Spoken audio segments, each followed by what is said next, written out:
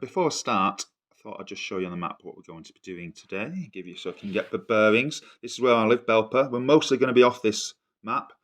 Just to the north, we're going to be on the Chesterfield and Alfreton Ordnance Survey map.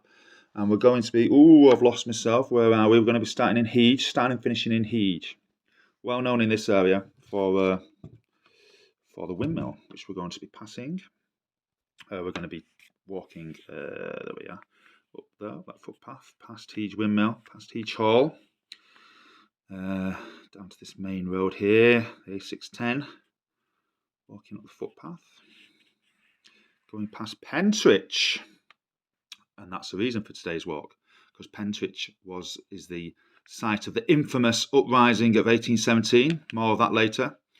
Walking down this footpath, getting close towards Butterley and Butterley Ironworks, which is pivotal to the, plays a big part, referred to a lot with regarding Pentrich Revolution. I'm not going as far as that though, because we're stopping around there, and we're coming up this footpath, and then, quite excitingly for me, we're going to be really close to where I live on some paths I've never walked before, which is curious. But anyway, we're going to be going over the Morley Park area, and then where is it?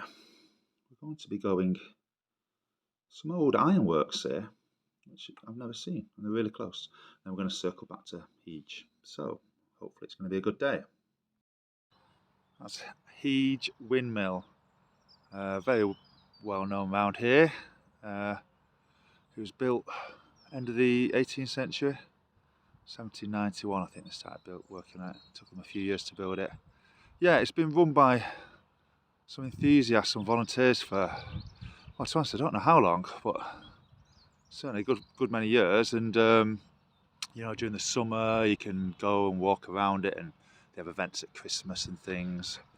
Yeah, and it's really good. There's still a working mill in those days, and you can get your flour there and stuff. However, I have seen a worrying thing on social media recently about how it's in disrepair and they've not got the money to like fund it, and it might have to close unless it can raise a fund. So let's keep our fingers crossed. Always nice to see a windmill, isn't it? I think everyone likes windmills. Okay, well, I've just set out from Heage, just half a mile, just over my shoulder, and I thought I'd stop here because this seems a good vantage point to show you kind of what the walk is like today. So if I flip this around, that's hope you've seen that. That's Nether Heage. Great word, that Nether, isn't it? The little village, I suppose, in the valley underneath Heage, and then you've got this kind of rolling landscape. That's the Derwent Valley over there. We're looking towards kind of Matlock, really, up that valley and do a right, if that makes sense. And over here, I don't think you'll make it out on this, but that's Crich. At the top again, that's a locally famous place. It's got an army monument at the top, and it's the highest point around here. And the Crich at the top, I don't know the facts on this, but it's got to be one of the highest villages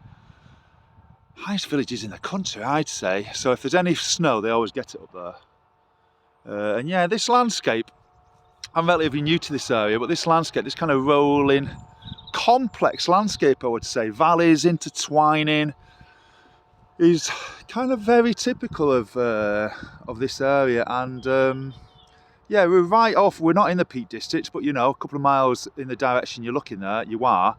So it's right at the southern fringes of the peaks, right at the southern fringes of the Pennines, I would say we are here. And literally another couple of miles behind us, over my shoulder, is the end of the Pennines. So I would say we're in the north of England here. It's something I often debate with people, but yeah, north of England. So yes, and let's whip it around again.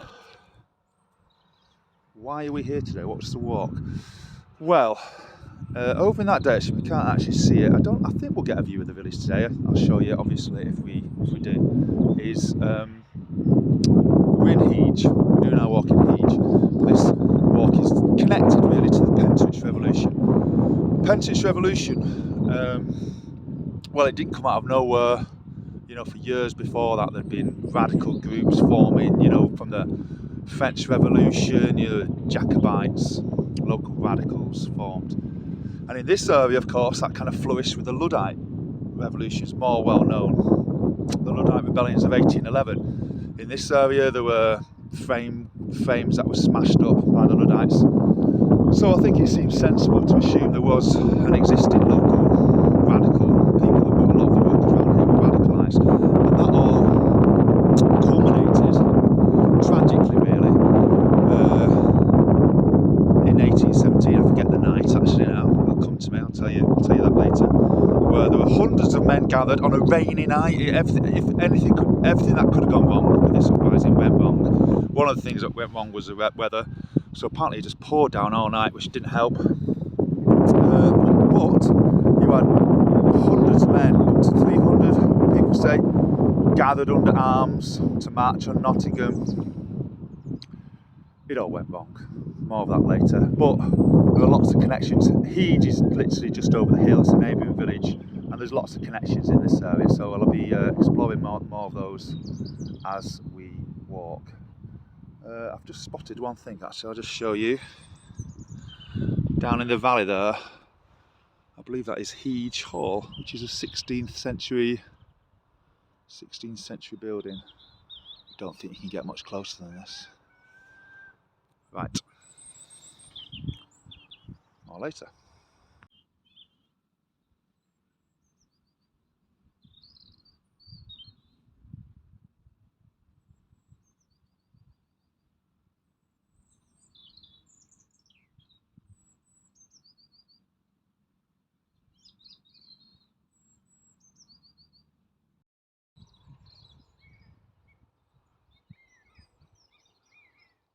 I just stopped as there's a couple of buzzards making a right racket, and just as I've got this out, they've stopped.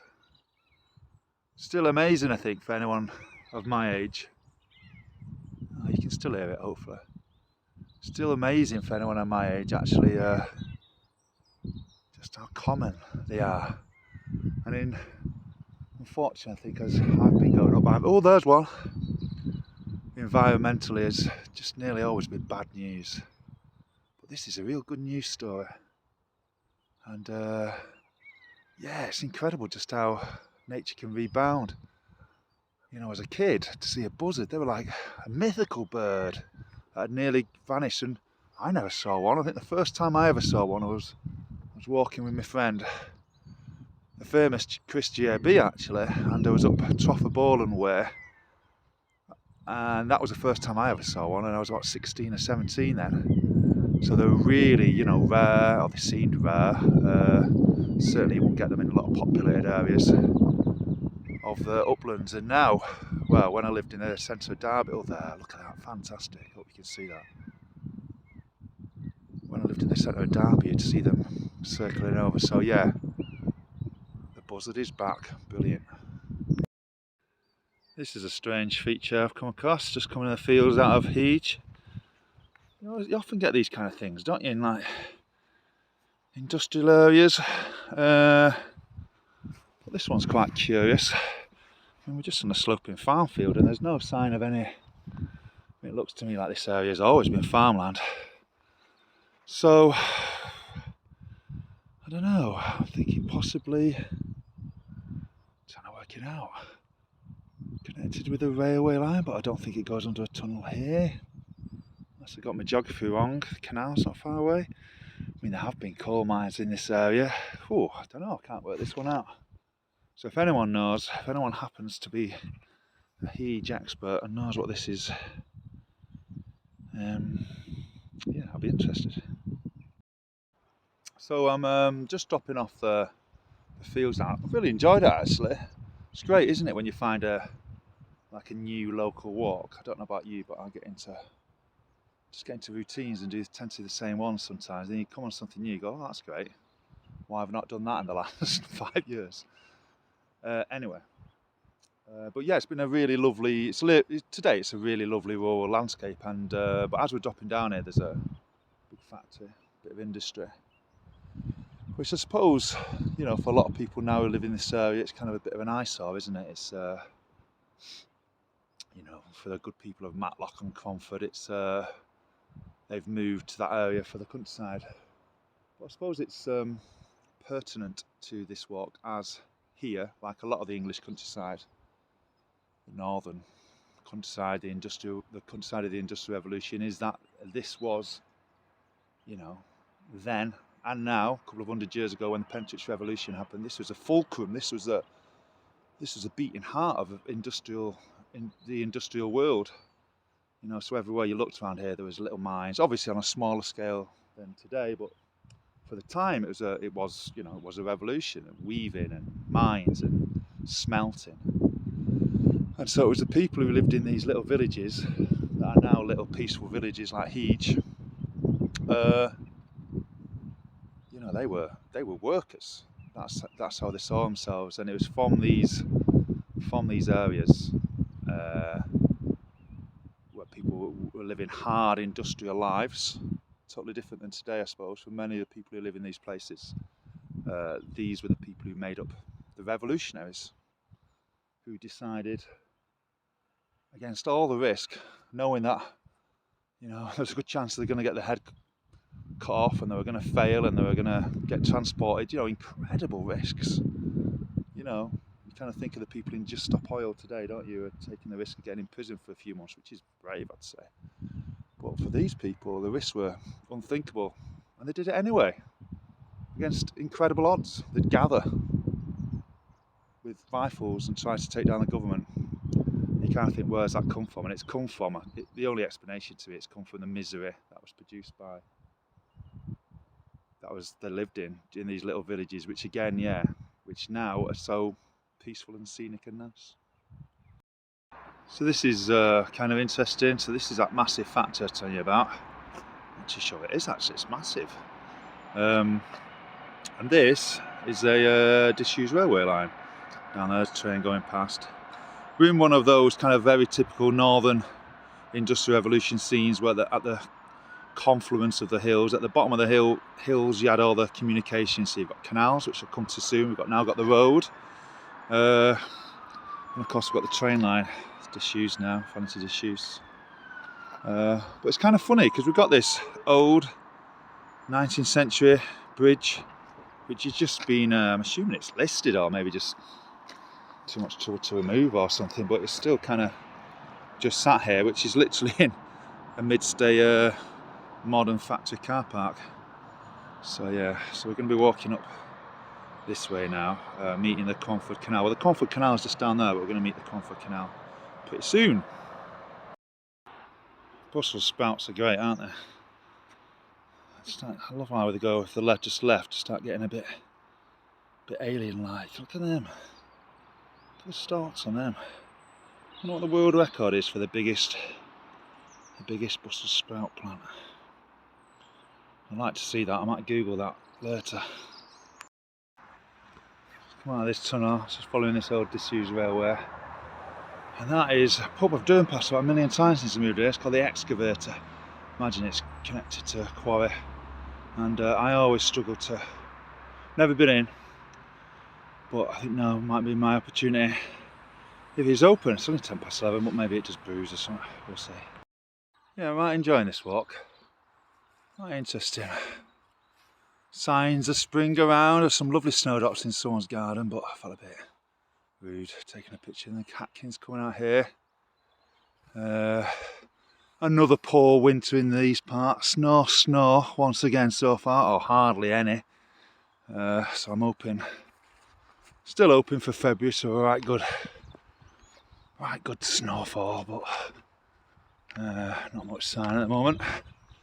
Right, now where we're coming up to, really interesting set of names here. We've got, stop a second, right, let's show you. So the pub, which was closed unfortunately, it was at Buckland Hollow.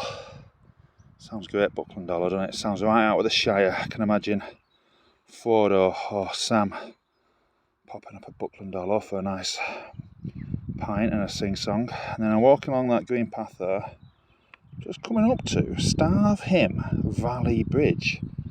Sounds great that, doesn't it? I do hope there's a great story behind it. I might have to Google that when I get home. Never noticed that before, it's only a small little place. Now I think this pond here, certainly not far away, that's going to be kind of Cornford Canal flows through this area, but it seems to have gone missing for this section. And yeah, so that's going to be the Cornford Canal, which links up over here with the Erewash Canal. And yeah, part of the massive British canal network. I mean, no one's got a canal network, nowhere else in the world has a canal network like it, do they? And I suppose the reason for that is we were the first ones to have the Industrial Revolution, and that was how they came up with to transport the goods. Incredible, isn't it? And then you think of the effort and the manpower to shovel out all that soil and make the canals, and the thousands of... So I thought I'd not film them for a second. And the thousands of deaths, tens of thousands I imagine really over the course of the years. But actually what I find interesting in retrospect is that actually really in historical terms the canal age, you know, was almost dying as soon as it was begun really. You know, by the end of the, you know, very end of the 18th century is when they started building their canals on any kind of scale. You know, but by the early 19th century they were building railways. So we only had a few decades really. And you kind of think for all that massive effort, only to see it replaced a few decades later, you kind of think with hindsight, which of course is ridiculous, but with hindsight they wouldn't have bothered. Who knows? But I suppose most people these days would think that our canals are a positive thing in the landscape, and certainly for all the people who live on the lovely canal barges and so on, they wouldn't want them to have never been built, would they? So yeah, so shortly be coming along to the Cornford Canal. Actually, let's get a bit closer, see what this is. I don't know if this is just a fishing pond actually. Yeah, it's just a fishing pond, isn't it? But maybe it was connected with maybe this was where the original Cornford Canal ran through. Certainly on the route, which we're coming to very shortly. I love the buds of ash trees. Black as coal, aren't they? Ash before oak, there's going to be a soak. Oak before ash, there'll only be a splash.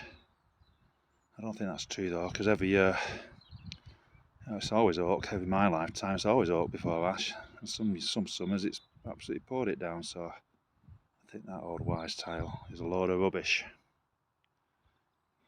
Okay, so Heage is over those hills there. And I was hoping actually we'd be able to see Pentrich, but I just think, just the lie of the land, we're just not going to. It's actually kind of just behind those buildings really, you'll be able to see it. It's only a tiny little place now to lend its name to such a thing.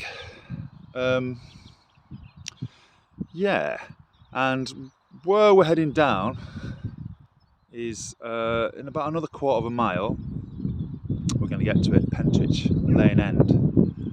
There was a count at court, and that leads me on to another thing actually. What's interesting to me is, whereas in the Luddite rebellions of 1811, really it was such a tight-knit group, revolutionary group, that even to this day really there's very little, apart from the actual events themselves, there's very little infiltration, there's very little historical account, and that's because they must have been really tight.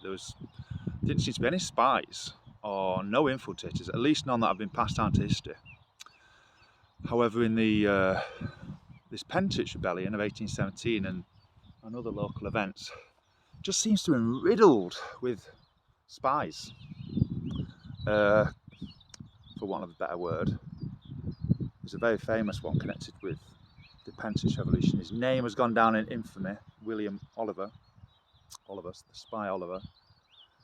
But there were other informants who related, Nottingham magistrates seemed to have a really good account of what was happening leading up to the event. Loads of people seemed to be in the know really. So yeah, it was pretty loose kind of, they had a lot of holes, these secret committees that formed in these areas. And anyway, when the conspirators, the revolutionaries were caught and took to Derby Crown Court and tried, lots of these infiltrators came forward. And they said, and that's where a lot of our version of events has come from, so they said at the time that just down the road there was a split off. Some groups went in different ways. The majority of them went over to Nottingham, but one group went here, kind of doubled back really in effect. Walked back up here to Buckland Hollow, where we've just come from. Tackled one of the farms here. Who knows? I mean, maybe that farm. There's not too many farms around about, and that's really a farm connected to where it's a house now. What looks like it would have been a farm. Anyway, a farm in the Buckland Hollow area, and they forcibly seemed to recruit men. I'm not sure that was a great Hearts and Mind episode. Obviously, they might have a different version of events what really happened, but the account is they forcibly broke into a farm, forced people to join the group. I'm not sure that's going to work really. So yeah, so who knows? They might well have had a different version of events, those people who got tried for this. But we only get one side of history. Sometimes it's told by the winners, isn't it? Forced their way in, and they got some guns, and they got a knife, and they made way from here. So all this area, I think the men, you know, hundreds of men were going from house to house, to farm, physically, you know, recruiting people to join them.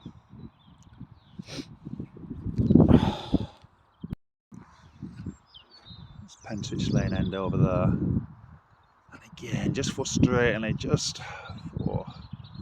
just out of, actually no, I can see with my naked eye now. Actually, there's some houses right on that hill up there. That's Pentrich, small little village, like I said. This is Conford Canal. So the direction we're walking now is, well, it's toward Nottingham really, going eastwards, and this is heading towards Butterley Works. Still a big works, so there's like a waterworks there and stuff, and famous locally. It would have been famous at the time, I imagine nationally, because it was Butterley Ironworks, which is yeah, you know, one of these great big pivotal places of the Industrial Revolution, making iron, making metal. And a lot of the workers who joined the revolution, joined the uprising, came from that works. It was another place that was that the revolution is. I keep jumping between words, don't I? What to call them? The rebels went to on their way to Nottingham. Just up here, I've tried to work out which farm it is. I think it's probably going to be the farm we're going to come to in a second. There was another account at the Derby trial of another one of these forced press gangs. Again, which I'm kind of, now I'm talking about it, the more dubious I am really. I don't really see why, you know, these revolutionaries, you know, they were strong, right? You know, it's a strong group to be able to recruit hundreds of people from the local area under guns. You know, they're not just, you know, not just a couple of pretenders. I really struggle to see why they would have thought it necessary and even profitable to go around to individuals and forcibly recruit them, right? It just sounds like it'd be a hassle. Anyway, the account at Derby Court was that they did that here, and a William Coop, who was the son of, it was Peter Coop's farm, I think, Coop Farm, said that 6 to 7 men forced to open the door at 3 AM. This was all happening in the night. They assembled, the Pentrich Revolution assembled deep in the night, which I suppose makes sense. So they forced open the door at 3 AM, that time's mentioned, and they took a gun and they took a pistol. So I suppose maybe one argument is actually they were doing it to get arms.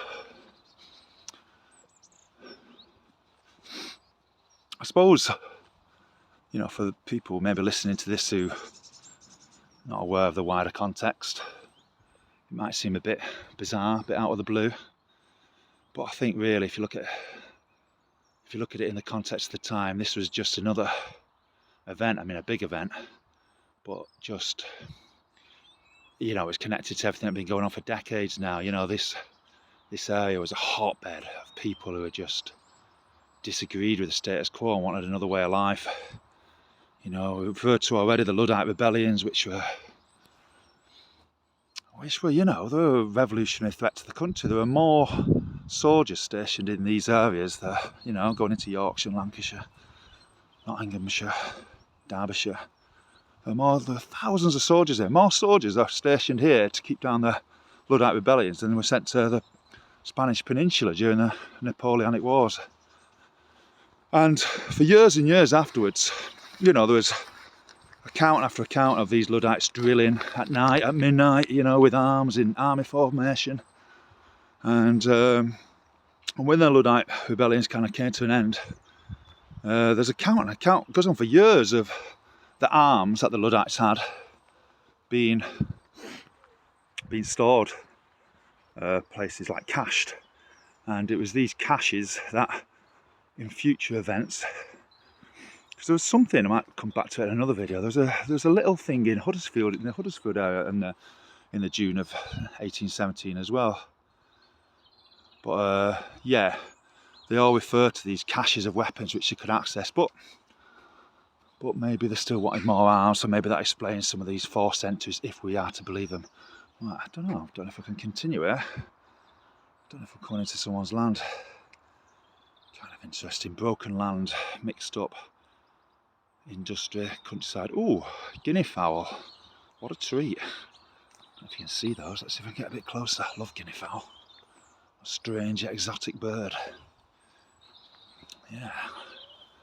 Always gets me with birds like this. Never quite understand is why do they not just bugger off? Why don't they just go off on a little adventure? They seem quite happy to stay in the garden. But how do you train them to do that?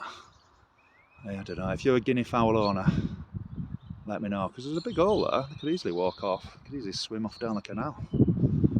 Anyway, let's see if we can get you a better shot of these guinea fowl.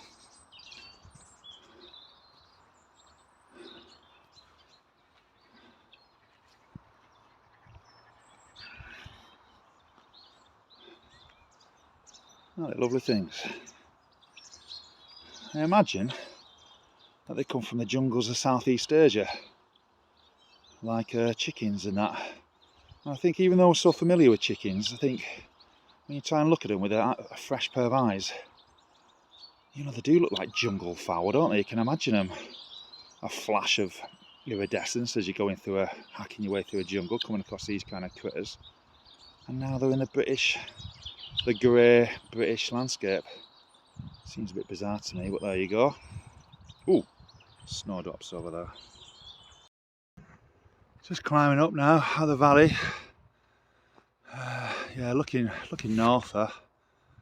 That's Pentrich.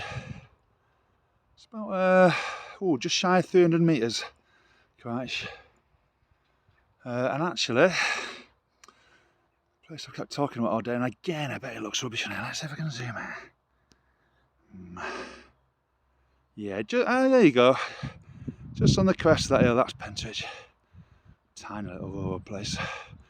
That's what we're talking about with the Pentrich Revolution. Don't really know why. Well, I do know why actually. It's called Pentrich Revolution. That's where they met up. But obviously people came from all this area. That's go down the valley towards Ripley, Nottingham. It's actually hard to access over there.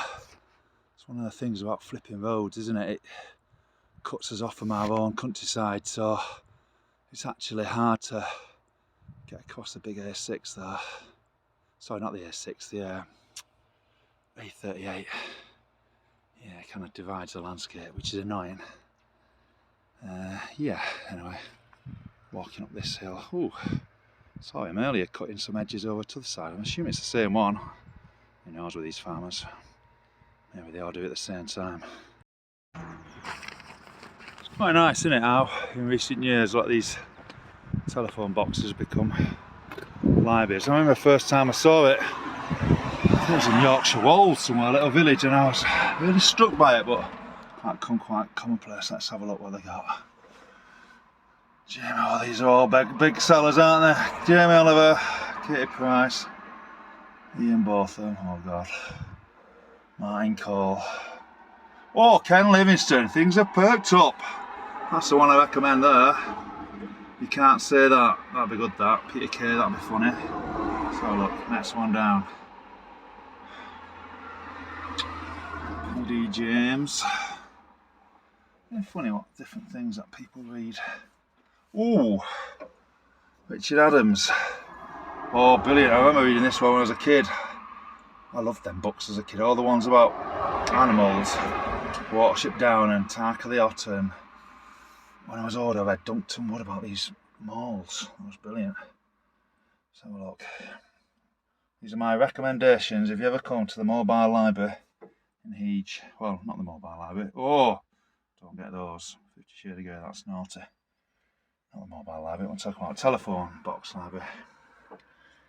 Yeah, don't know. Not sure about Wilbur Smith. He's someone I always see and would never think of reading. I think I'm a bit of a snob at times. Right, so my tips are, first place, Ken Livingstone, that'd be good. Second place, Shardik, Richard Adams. Stephen Fry, never sure about him to be honest with you. He gets on my nerves for some reason. Peter Kay, that'll give me a laugh. Last place, Ian Botham, just look at him. Probably thinking about ways he could poison a rare bird of prey right now. So we're coming up towards Manor Farm. It feels quite high here, even though we're only about 150 metres. It's relatively high ground for this area. Yeah, and this is Manor Farm, and kind of interesting, got an interesting connection. There was a meeting of the rebels at the White Horse Pub in Pentrich on the 8th of June. So that's the night before the, let me get my dates right. Is that the night before the uprising? Hang on a second. Yeah, so the night before the uprising. So this is last stage, right? Last stage of preparation. And there was a member from Heage reported that they had 2 barrels of gunpowder stored in this area. Now, it's at a greengrocer's, which is apparently close to Manor Farm, but maybe just down. The village is just over there, so maybe just down there. Apparently, it was held at the warehouse, or maybe the warehouse was connected to this farm in somewhere. Held at the warehouse of a grocer called Mr. Harvey. Now, one of the informants at the trials said that on the night of the uprising, a John Stapleton, I'm assuming from the Heage area, attended.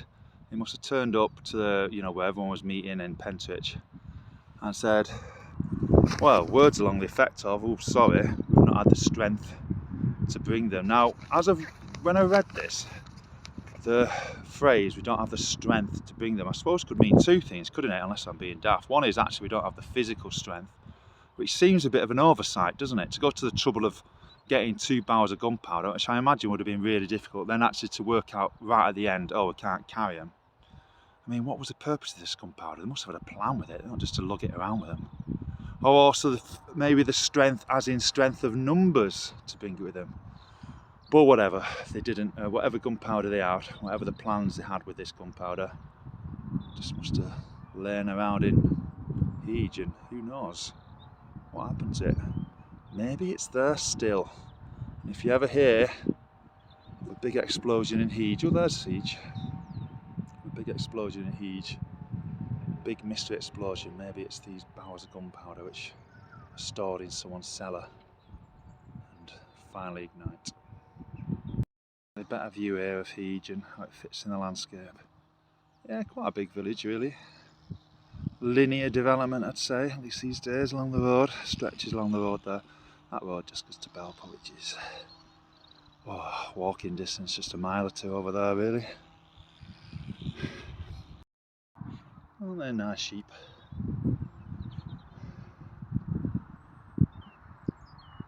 Lovely. Some sheep are nicer than others, aren't they? I'm not really a big fan of sheep really, but these are some of the nicer ones. This is a real treat. This comes as a total surprise. Well, not a total surprise. I knew about it, I've learnt about it this week, but previous to to this week. I had no idea this was there. This is Ironworks. More of that very soon. Just thought I'd show you how it appears in the landscape as you're walking towards it. Over here, this wound in the landscape is rubbish on roads. A38, it's a big A38. I mean, I've only driven on it 1,000 times. I just don't pay attention to the names of roads, mate. Other people seem to know more, but anyway, A38 to Derby. It's going southbound that towards Derby. Yeah, so this is the remains of an old ironworks. Right, talk to you soon. Wow, to say I lived within mile and a half, 2 miles of these, I had no idea they were here. I tell you what, I bet 90% of the people who live around here don't. When you look at the scale of them, I mean, it's hard sometimes, isn't it? But that railing there, you know, that's 8 foot, you know, so these are massive things. So when you look at the scale of this, so yeah, this is an ironworks, and apparently this is very much how Butterley Ironworks would have looked. You can imagine kind of going back to my high school lessons there, but you'd have put the cork in there, wouldn't you? You'd have smelted it there, it got to incredible temperatures, so you can imagine what it would have been like for the people living here, and the number of people working here. And we're just in farmfields. Oh, there's people there, I'll shut up.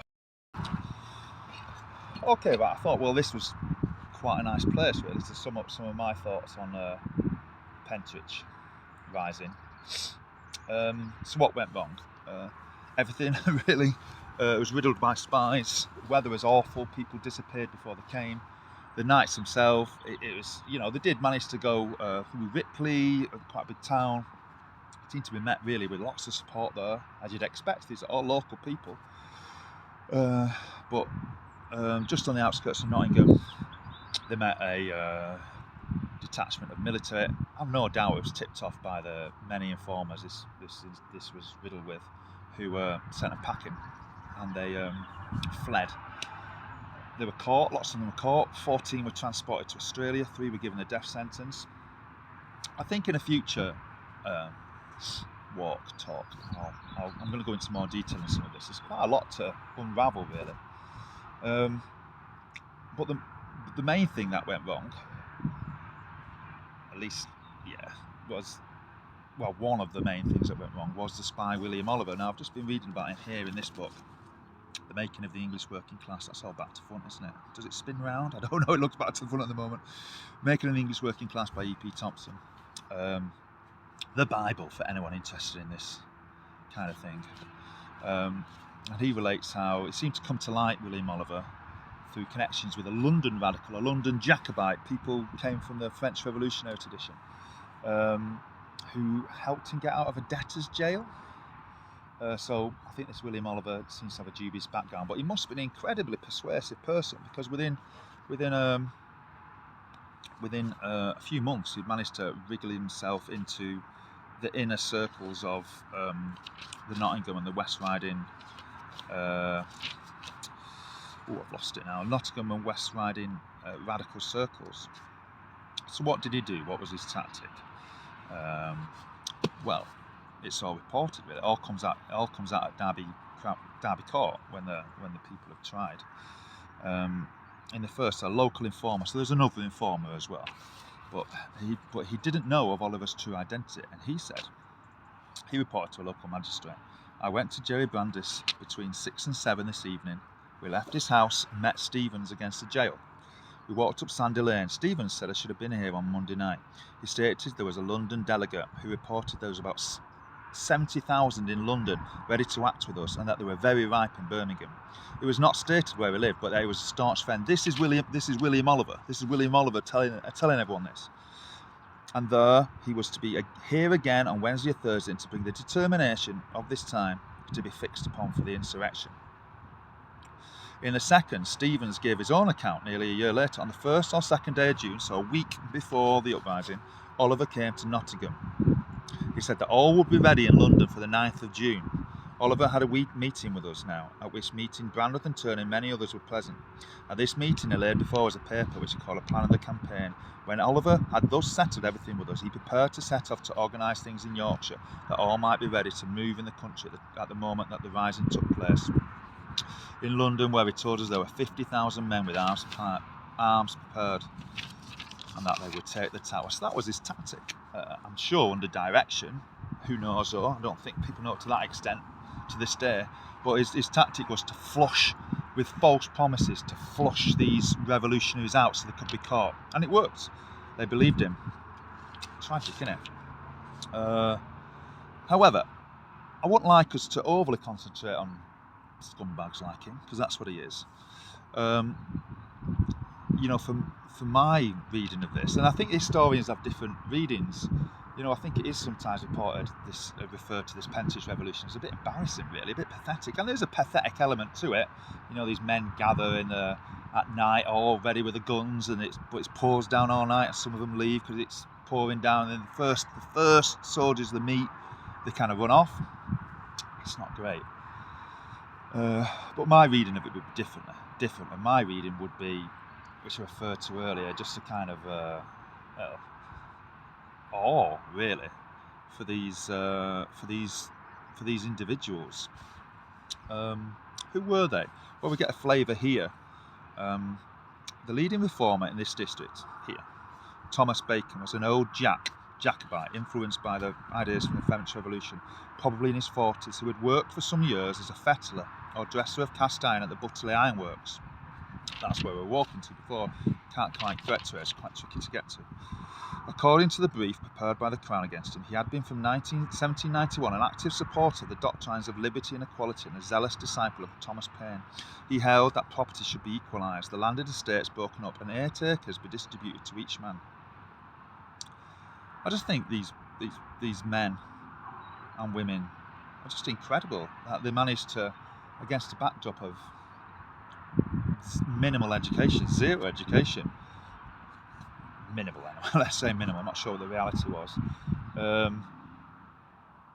against the backdrop of, you know, hard work, poverty like we wouldn't understand, they managed to educate themselves and read, you know, philosophers of the day, Thomas Paine, and then organise in groups, all the while knowing the consequence if they were caught, and then keep this radical spirit going for decades, and then actually managed to, even though it ended in failure, I think just even managing to get these hundreds of people together to give it a go, just seems incredible to me that they got that far. And who knows, you know, who knows if it's all speculation, isn't it? But there was risings over, you know, throughout that time at the Tidfill and other places, and Pentrich being one.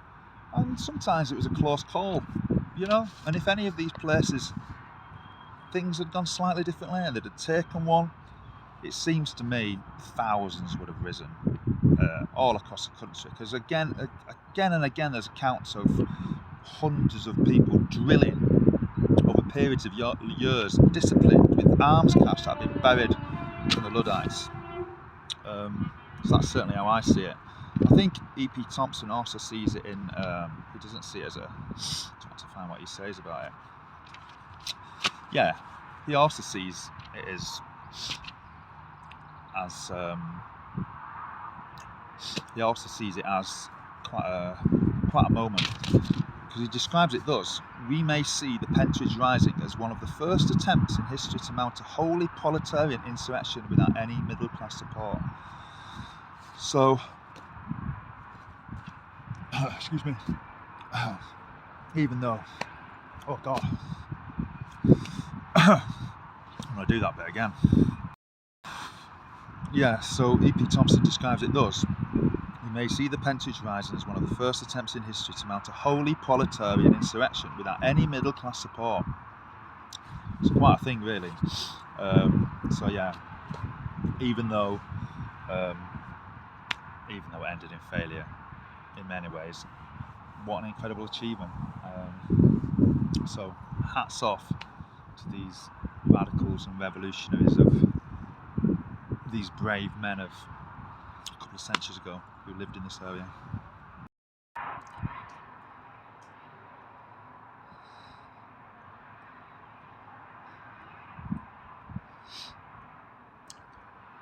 Like a lot of these things you see scattered around the British landscape, you know, amazing to think there were hundreds of men that worked here, and it would have been the massive factory of the day.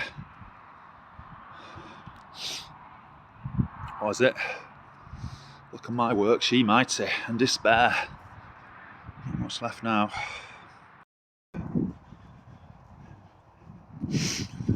So I've had a right good day today. I enjoyed it. Like I said, it's really close to me, but I've never been on these paths. I always like going new places.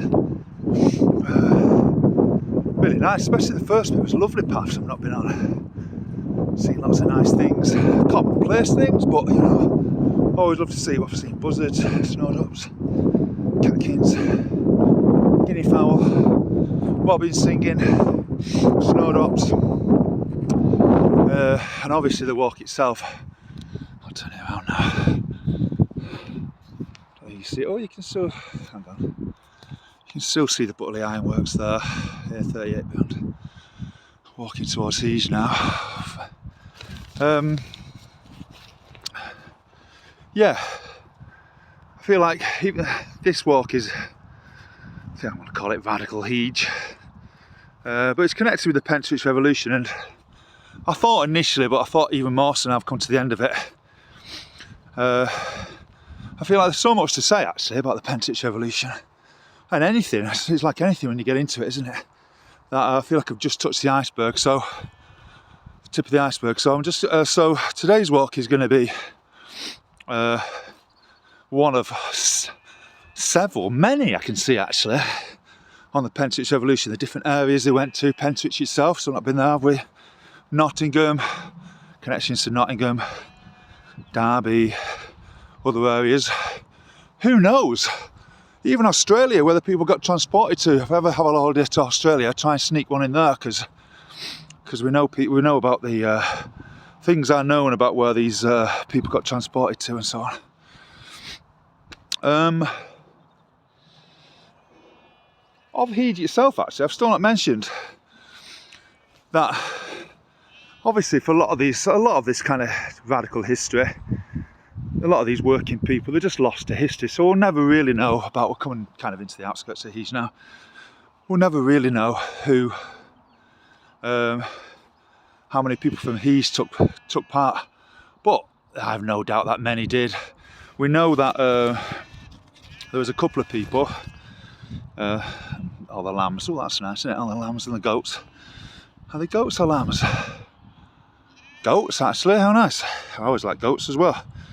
So we know of a couple of people, John Rogers and John Stapleton, attended meetings in Pentrich in May and June 1817. They were both from Heage, and they were appointed to a Heage secret committee. So, yeah, so this village, like many others, was affected by this thing. Oh, this is great, actually. It's lovely seeing all these goats. Actually, are they goats? Am I being stupid? So I've got distracted now. The sheep, aren't they? They're just kind of goat-like sheep. They've just been trimmed, haven't they? And this, I think this area is an interesting area for different kinds of sheep. I'm wittering on there, aren't I? Really wittering. So yeah, this is my first video. I'm sure I'm going to look back at it and think it was pretty embarrassing, but all the technical thing, I hope I'll get better on.